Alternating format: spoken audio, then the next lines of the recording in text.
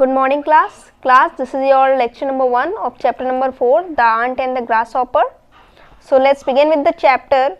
When I was a very small boy, I was made to learn by heart certain of the fables of La Fontaine, and the moral of each was carefully explained to me. जब मैं बहुत छोटा था, when I was very small, ठीक है, I was made to learn by heart, मुझे दिल से ये चीज़ सिखाई जाती थी.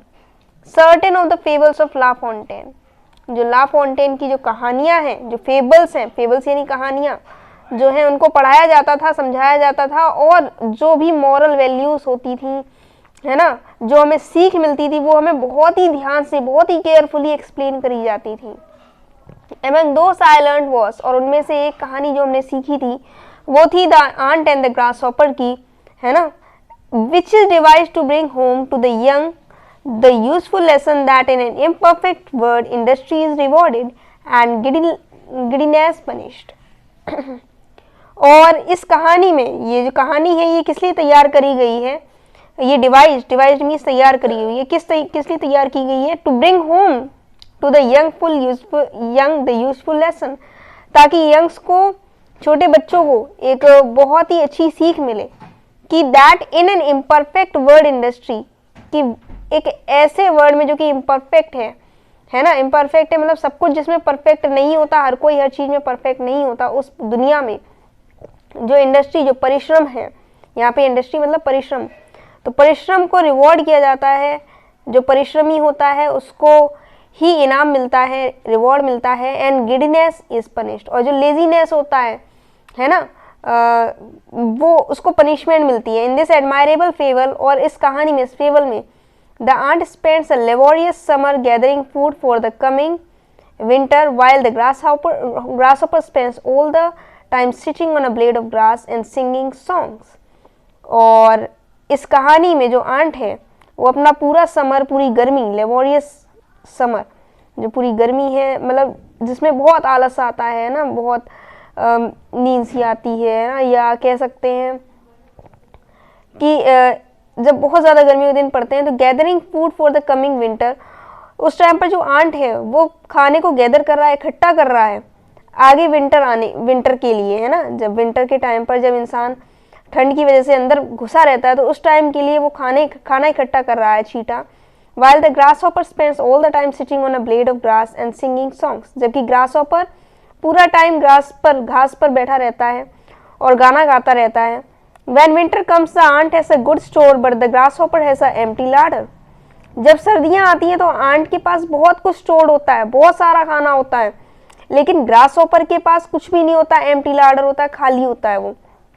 He goes to the ant and begs for the little food. वो चींटे के पास जाता है and begs for the little food, और उसे थोड़ा सा खाना मांगता है. The ant gives him a classic answer, और उस टाइम आंट क्या बोलता है उससे, What were you doing in summer time? तुम क्या कर रहे थे गर्मियों में? I sang all day, all night. मैं गा रहा था पूरे दिन, पूरी रात. You sang? Why then go and dance the winter away? तुमने गाना गाया, तो एक काम क्यों नहीं करते हो, तुम जाकर के डांस करो सर्दियों में. The fable ends with the moral. Industry is rewarded and the giddiness punished.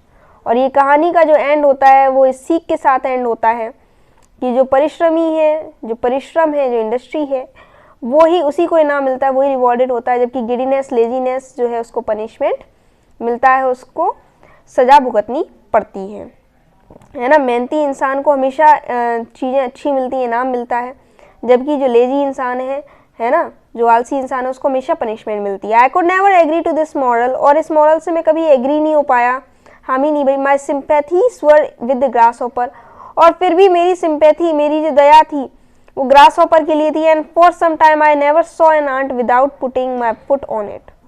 And for some time, और कुछ टाइम तक, I never saw an ant without putting my foot on it, मैंने कभी नहीं देखा कि आंट ने जो है ना मेरे पैर पर काटा ना हो या खाया ना हो, है ना. वो हमेशा मेरे, मतलब खाया क्या, वो हमेशा मेरे पैरों के नीचे आ जाता है. The other day when I saw my friend George Ramsay taking lunch by himself in a restaurant, the fable again come to my mind. दूसरे ही दिन जब मैंने अपने फ्रेंड जॉर्ज रामसाई को लंच ले जाते हुए देखा, खुद से वो लेके जा रहा था रेस्टोरेंट में, है ना, तो वो कहानी, वो फेबल फिर से मेरे दिमाग में आ गई. I had never seen anyone in such deep gloom. He looked as though the burden of the whole world sat on his shoulder. और मैंने कभी किसी को इतना डीप, इतनी गहराई से, इतना उदास नहीं देखा, सोच में नहीं देखा. He looked as though the burden of the whole world sat on his shoulders. और ऐसा लग रहा था उसको देख करके कि पूरी दुनिया का बोझ उसके कंधों पर है. I was sorry for him. उसके लिए मुझे बहुत बुरा लग रहा था. I suspected at once that his younger brother Tom and again caused him some trouble. और मैंने सस्पेक्ट किया, मतलब मैंने खोजा, मैंने ये चीज़ जान पाया, मुझे पता था कि जो उसका छोटा भाई है टॉम, उसने फिर कोई ना कोई ट्रबल क्रिएट करी, कोई ना कोई प्रॉब्लम क्रिएट करी है. I went up to him and held out my hand. मैं उसके पास गया, हाथ मिलाया. How are you? I asked. मैंने पूछा आप कैसे हो. I am not very happy, he answered. उसने आंसर किया कि मैं खुश नहीं हूँ. Is it Tom again?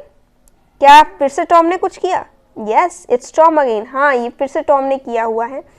तो बेटा लेक्चर नंबर 1 आपका यहीं पे फिनिश होता है. लेक्चर नंबर 2 में देखते हैं क्या होता है आगे.